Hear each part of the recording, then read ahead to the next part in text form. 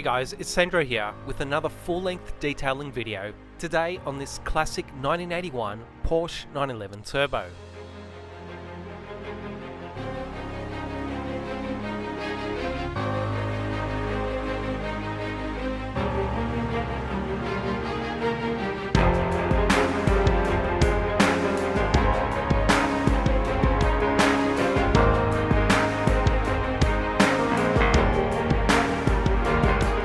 If there was one era of the Porsche that resonates with me the most, it would have to be the 911s of the 80s, with all those unmistakable black plastic trims and accents that really do shape the look of the car and the period it represents. And almost 40 years on, remembering the rare moments I'd see one on the street as a kid, it still looks absolutely fantastic. The owner of this car is a collector and a huge 80s Porsche fan, but actually a little new and even hesitant to the whole detailing aspect of restoring and preserving his cars, as he did stress that he loves manufacturer originality, so he was a little apprehensive about the paint and trims being overly altered or not finished to original spec and look. But at the same time, he was disappointed with all the swirls and defects in his car's paintwork, and that's what eventually brought him to me. I'll get into more of that a little later on, but for now, I'm sure most of you guys know the drill as we begin this detailing journey by getting this 911 Turbo washed and decontaminated so that it's clean and stripped bare of all foreign matter before the paint correction work begins. I'll keep quiet for most of this stage, but display a little text on screen to help explain each process and the products used, which I'll have links to in the description box. So sit back, grab a drink, and I'll jump back in once the first stage of this detail is complete.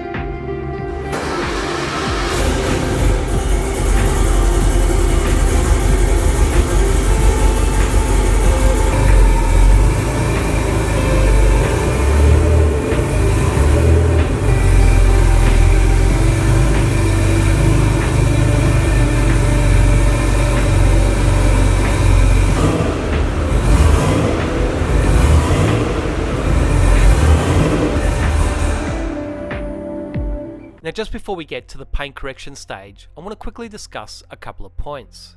Firstly, every car and its condition is different, and as such each car requires a unique approach.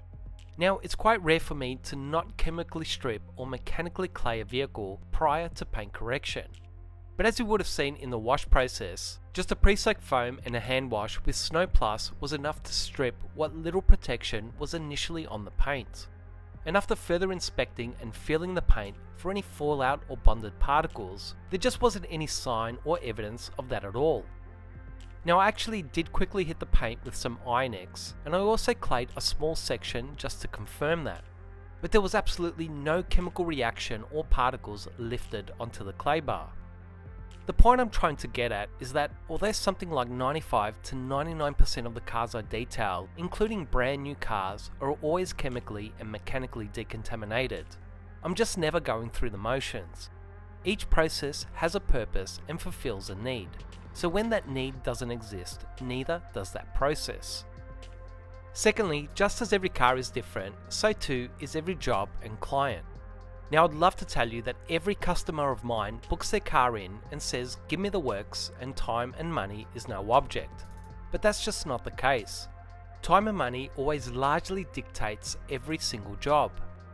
And just to address a few past comments, every customer of mine is always given the option to have things done like a wheels off detail, engine bay clean, door jambs polished, interior coatings and so on. Now some do opt for these additional services, but many don't. I've been doing this for a long time, from working in car washes to dealerships, detailing from home, mobile detailing, and now working in quite a nice studio setup, and I'm fortunate to have a steady flow of amazing customers. But I'd never be so arrogant as to just offer a top tier service that turns away many customers who can't afford it. There's a real difference between the labour of love many of us find in detailing compared to the labour, cost and competitiveness of succeeding in a business environment. And that's something every detailer, including myself, has to adjust to or fail in this industry. You simply can't impose your own high standards without charging for that time, or you will be shutting up shop in no time. And furthermore, we have about 50 hours of detailing condensed into an hour or so video, which can never show or explain everything that takes place during this whole process, or why or how I do or don't do certain things. So I just wanted to quickly address this topic and explain that there are reasons for everything I do, but it's just impossible to explain them all in a video.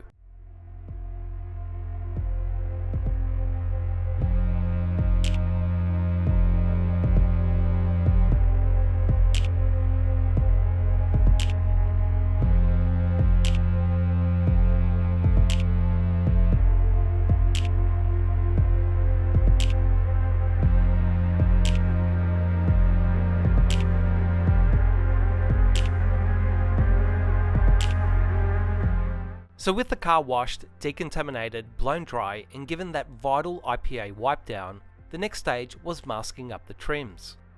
Now some cars have more trims than others that do need to be masked and protected, but this 1981 Porsche 911 Turbo is in a league of its own. Now based on how many black trims it has, I knew it was going to be a fairly time consuming job masking them all up. And because these trims are just so important to the look and value of these classic Porsches, it's just not something you want to rush or get wrong. However, when I started masking up this 911, I had no idea what I was really up for, and I would never have guessed that it was even possible to spend as much time or masking tape on any one vehicle. I won't say exactly how long I spent masking the never-ending story of black trims on this car, as it's kind of ridiculous and a little absurd. But I will say that I've detailed many entire cars in the past much quicker than the time I spent just masking this one.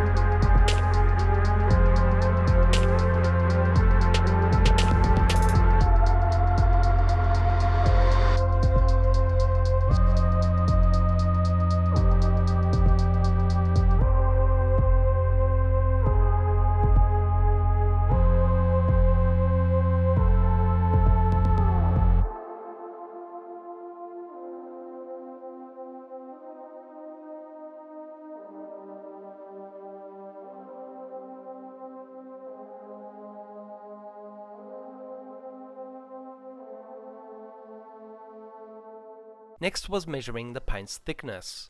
As you'll see, the average thickness reading was about 125 microns, which is actually quite good for most cars.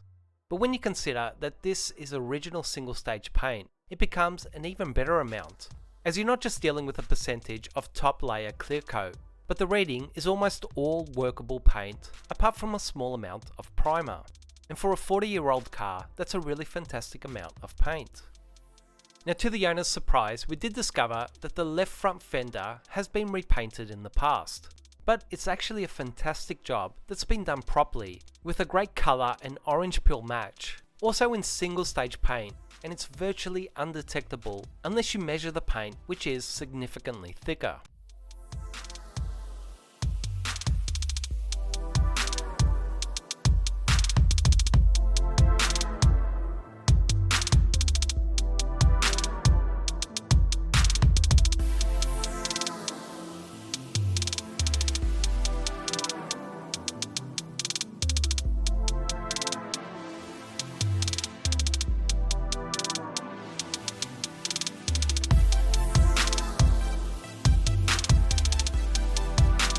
So on to inspecting the paint.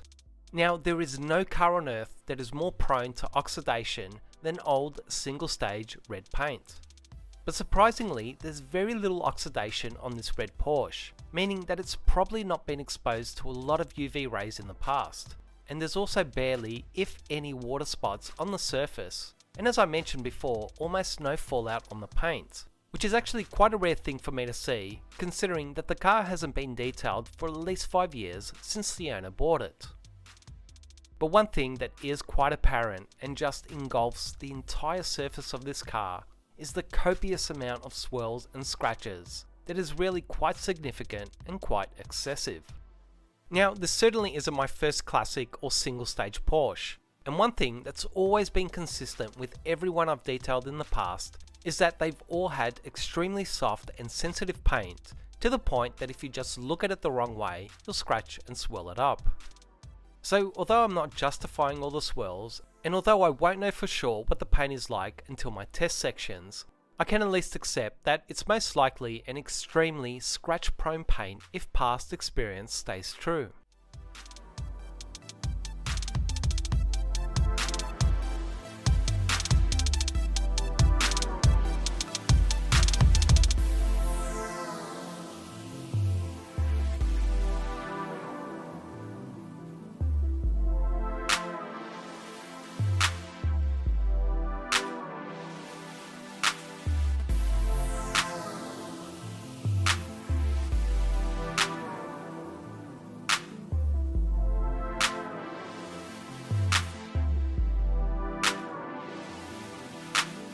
Onto the all-important test sections to determine which combination of my pads, compounds and technique will render the best results. I just can't stress enough how important this step really is. This is where you discover what the paint is like, how it responds to your products and techniques, and what it's going to take to render the results you wish to achieve, or in my circumstance, the results that the client wishes to achieve, and that's my first priority. As I do my first test section on the bonnet, I'll display some information about the combination and then I'll discuss the results. But firstly, it's important to understand what my goals are based on my customer's needs. As I mentioned before, the owner of this Porsche was a little apprehensive and uncertain about having his car detailed. So rather than me trying to upsell everything possible that can be done to this car to make it a showpiece, from polishing or restoring and coating all the trims, it's important for me to slowly ease him into the options available and not bombard him with doing too much too soon, as it may very well put him off and turn him away. So first and foremost, he wants all those swirls removed, but he also wants to preserve the paint rather than going for complete perfection at the cost of removing excess amounts of paint to achieve that. So then my job becomes a bit of a balancing act, where I need to address those quite excessive swirls yet still be respectful in preserving as much paint as possible. So ultimately, as is the case with most jobs, I'm looking for a combination of my machine, compounds, pads and technique that is going to give me the results I'm searching for in the least aggressive manner. So my first test section was using the Ripper's yellow foam polishing pad with their ceramic fine polish on the ShineMate mini polisher on a mid to high machine speed with just moderate pressure, doing 3 to 4 passes in a small section. When looking at the results in this first test section, I can see that I've removed over 50% of those swirls and scratches using such a light and non-aggressive combination, which is actually pretty crazy. And I can also see that although the quality of the finish is fairly decent, there is still a bit of compounding haze left behind. So the fact that such a light combination and technique was able to remove such a large amount of those defects but still not finish perfectly is an obvious indicator that we've got quite a soft and sensitive paint as I guess to start with. For a second test section, I used the red ShineMate foam finishing pad with NV finesse polish. Another thing I want to stress is that regardless of whether a combination works well or not on any given paint or job, you're always given valuable information. I could see with the first combination that it just wasn't aggressive enough to remove the existing defects, and it also wasn't gentle enough to achieve perfect clarity. So although the first combination wasn't a winner on this particular paint and its defects, it still reveals to me the type of paint I'm dealing with, and the fact that I'm still looking for a combination or combinations that can both cut more and finish finer. As we look at the second test section, I can see two distinct things. Firstly, the level of cut or defect removal has slightly decreased and the level of finish or clarity has slightly increased. Now, for this combination that I use quite frequently not to finish perfectly, further indicates to me that this isn't just a softer paint, but a seriously soft and sensitive paint that will be a bit of a challenge to finish perfectly. And it also indicates to me that attempting a single stage correction, which is always ideal, is pretty much off the table, as I'm definitely going to need at least 2 stages of paint correction to both remove the defects and enhance the finish.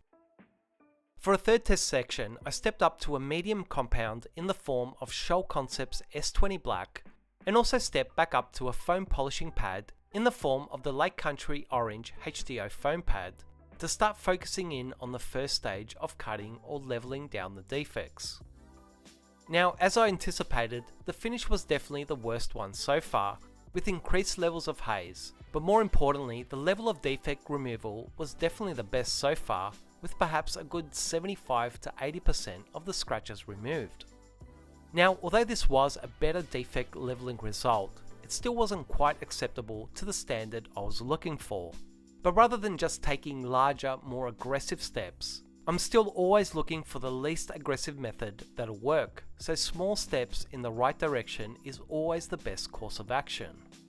And a piece of advice I can give to some of you out there that are faced with a similar old single stage paint is to try and avoid using overly coarse cutting compounds or even more aggressive fibre-based cutting pads.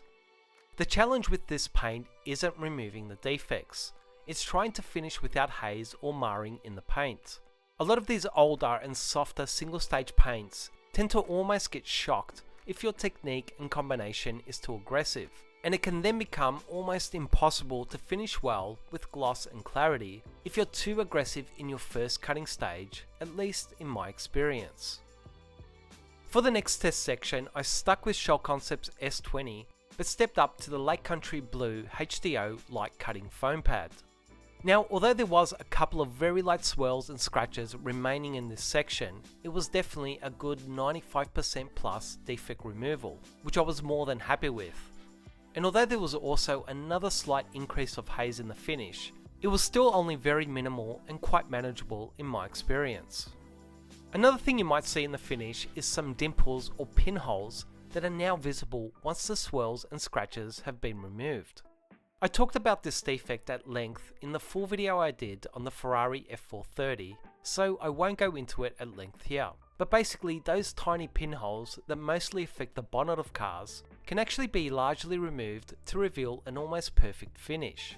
However, the trade-off is that you need to significantly level down the paint to eliminate them, or in real terms, it means that a significant amount of paint or clear coat has to be sacrificed in order to remove them.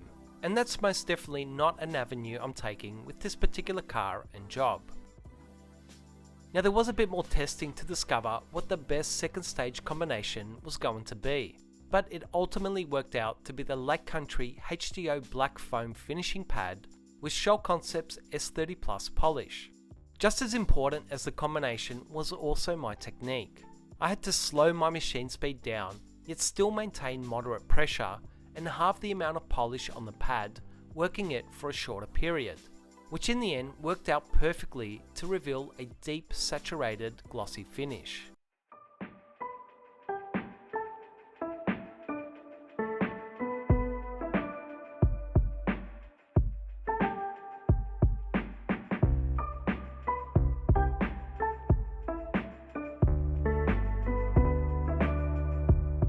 So with both my first cutting stage and second finishing stage combinations and techniques sorted out, it was time to get down to actually correcting the paint. I've talked about edge work many times in the past, which is using your smaller 1, 2 and 3 inch pads and polishers to correct the paintwork around panel edges and creases, which you'll see me doing to start with here. Now it doesn't really matter if you do your edge work before or after the larger flatter areas, it's really up to you. However, it is important to understand that you can never achieve the same quality of results without using these smaller pads to get right into those very fine areas the larger pads simply can't access, or at least can't correct the paint to the same level of quality. But even more so important, especially when working on softer paints such as this, is the safety aspect of using smaller pads on panel edges. A larger pad and polisher is always going to level down the paint defects at a faster rate, which is why it's far more efficient to work with larger polishing pads when you're able to.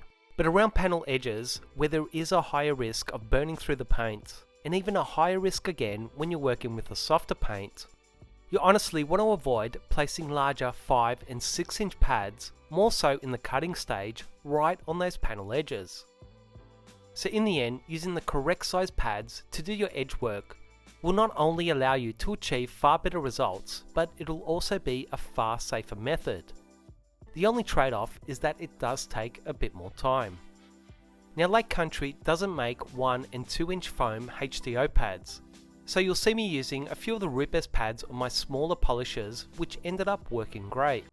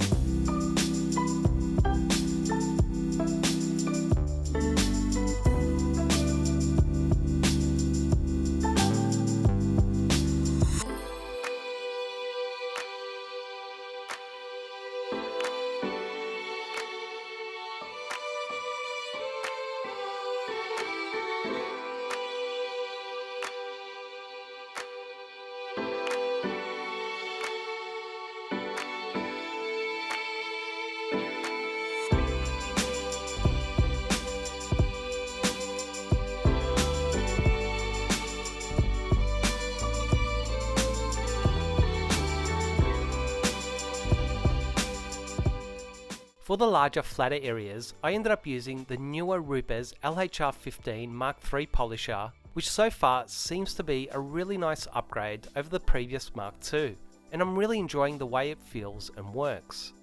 I'm not sure if it's because it's a brand new machine, but it also feels a little smoother, and the rubber grips are definitely better than the plastic ones, which could also be a part of the extra smoothness as it absorbs more of the vibration and just feels a little more rock solid. But we'll see how it holds up after a bit more use.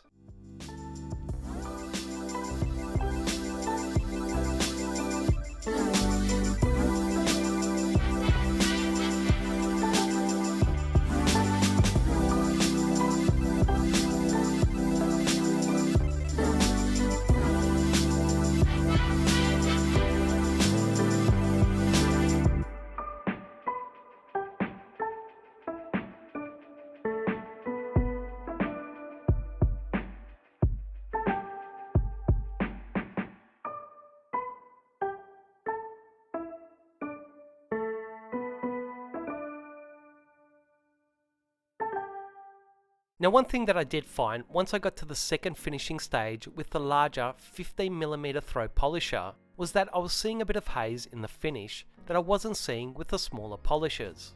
And with all other things being equal, apart from the pad size, the only real difference is the larger 15mm orbital throw.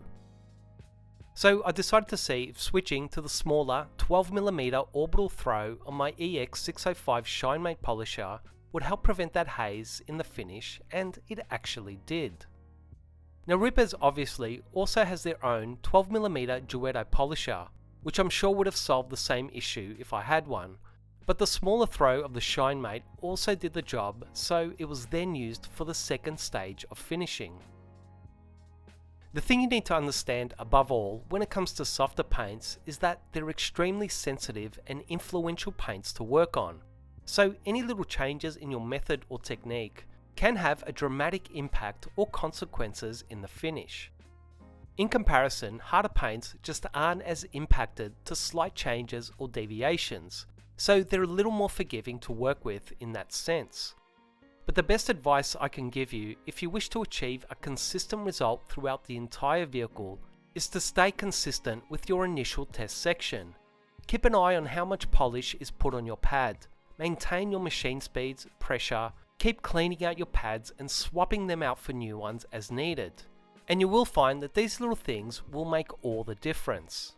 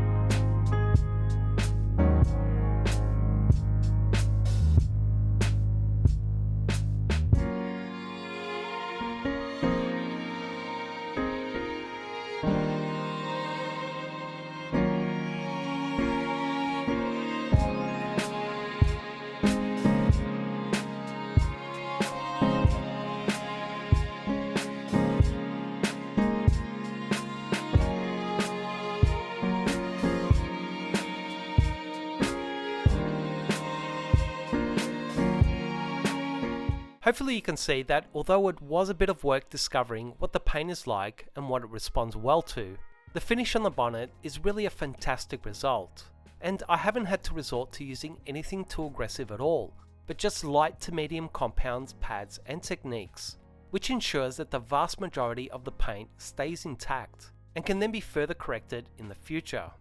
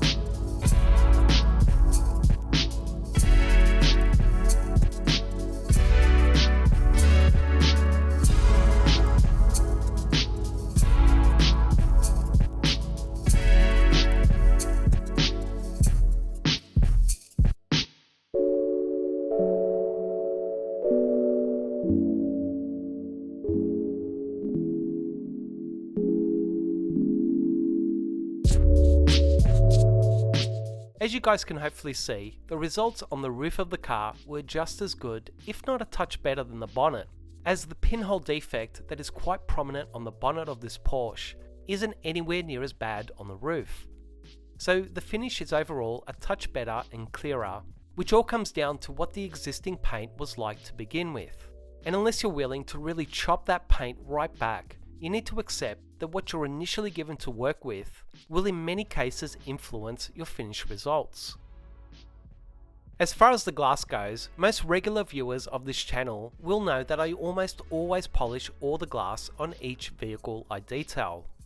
Polishing glass isn't really so much about removing defects, though when it comes to water spots it can actually work extremely well. But it's more about giving the glass a super clean, so that it not only looks cleaner and clearer, but if you decide to add a protective sealant or coating, you will find that it will last almost twice as long if it's applied to polished glass. Also, you don't need to overthink about which compound or pad to use. Glass is extremely hard, and almost any combination you use to polish the glass will finish with perfect clarity. Now, as I progress further into the paint correction work, you're going to notice that I'm barely using my larger 5-inch polisher and pads. In fact, apart from a couple of sections on the doors, the rest of the entire vehicle was completed using my 1, 2 and 3-inch polishers. So I'm sure you can appreciate that it does become quite an extremely long and labour intensive process. When you look at this car from a paint correction perspective, about 80% of it comprises of dramatic curves and smaller intricate panels that are just no place for a large polisher or pad. The thing that makes most performance or exotic cars so much more time consuming to correct is all those dramatic lines and curves that forces you to use smaller polishers and ultimately takes a lot more time to achieve the same results as you would on a more standardly shaped car that has more larger and flatter panels. So, contrary to some opinions that I've heard in the past about detailers charging more for more expensive cars, ultimately, at least for me personally, it all comes down to time. And there's just no getting around that a car like this takes so much longer to work on compared to something like a similarly sized sedan or hatchback.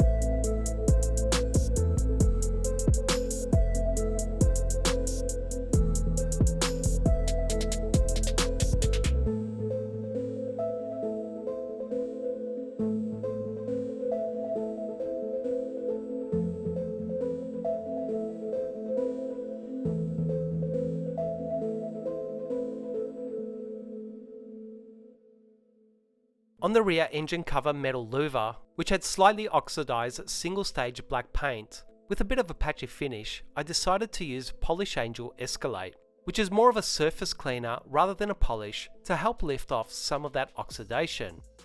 This comes back to the owner's concerns and wishes to try and preserve some of the car's natural age. So rather than polishing those trims to a high gloss finish, I decided to just clean up some of that oxidation without overly altering the look and patina of the finish.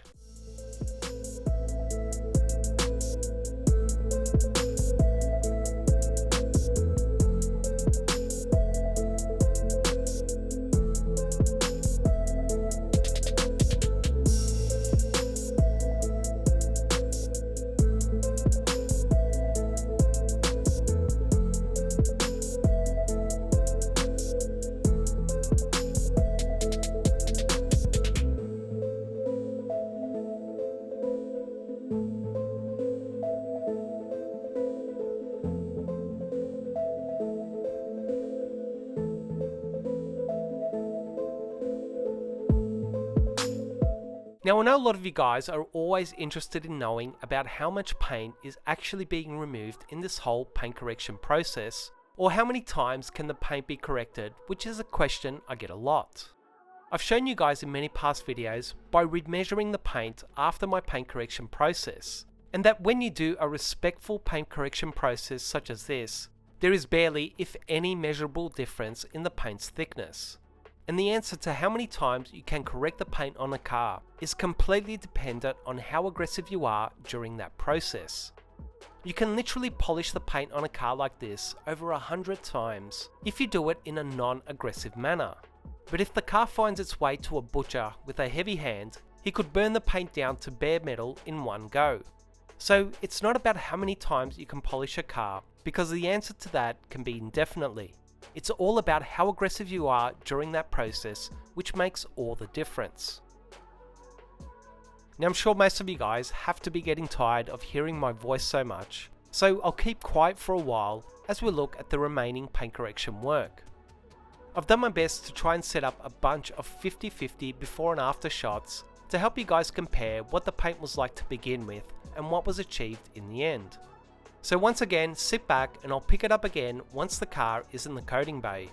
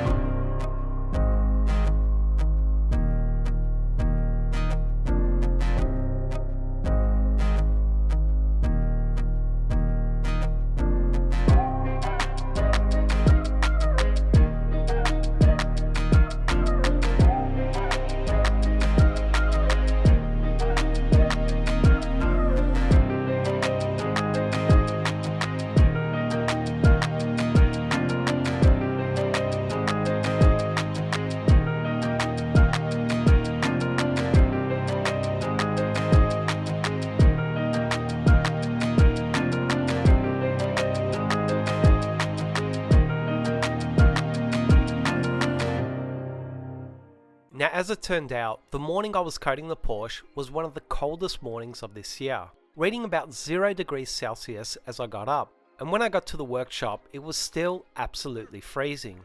To help adjust to the cold weather, I dropped the bottle of Nova Evo ceramic coating in some warm water for a while, and also turned on my infrared curing lights to warm up the car's paint and the coating bay room, which actually worked like a treat.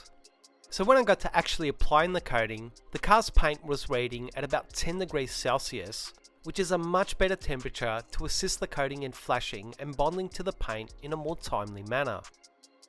In truth, initially I wasn't going to be applying a coating to this car, as the owner wasn't all that keen on the idea of having a ceramic coating on his car due to what he's heard about ceramic coatings in the past. Now, I did my very best to try and dispel a lot of the myths about ceramic coatings that he'd been misinformed about. But then I also advised him that it may be best to just stick to a sealant if he still had doubts, which is what we initially settled on.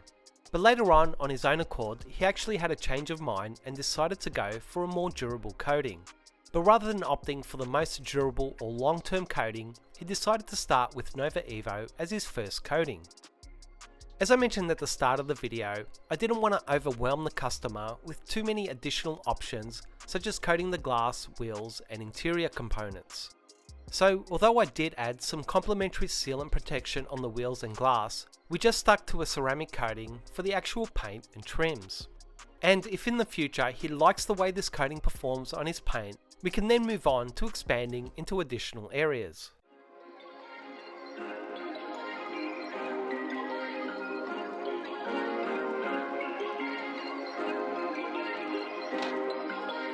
Perfect.